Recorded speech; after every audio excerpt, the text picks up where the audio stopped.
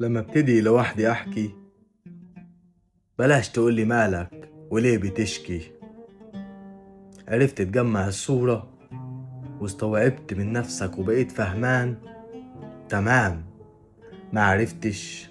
اسمع وانت ساكت، صدقني مش هقول عليك خسران، بس أرجوك سيبني أفضفض.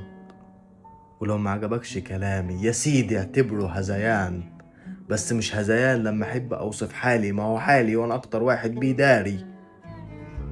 ولو حبيت أوصف حالي أقل حاجة هقولها على نفسي: أنا السكران، أنا التعبان، أنا الندمان، أنا الفقدان. فقدان لشغف كان بيتحكم فيا وبكل ما فيه من قوة، كالصعلوك والفتوة، عشان بس أنور رضاها. قال إيه؟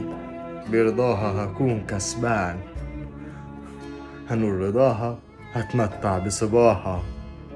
سراب كعابر سبيل في الصحراء عطشان.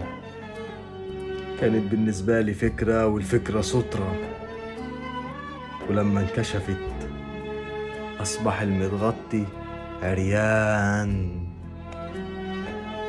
والعريان لما قام من نومه انصدم، بقى بيتطوح زي السكران، مش قادر يتعرف على نفسه ويفتكر أصوله، ولا قادر يقف يفرد طوله.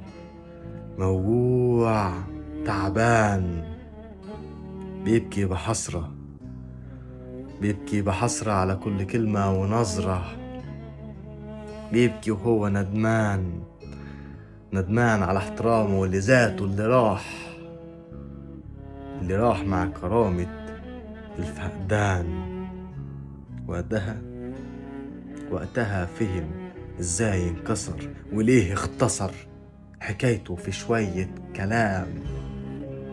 لما قال أنا السكران، أنا التعبان، أنا الندمان، أنا الفقدان، أنا الخسران.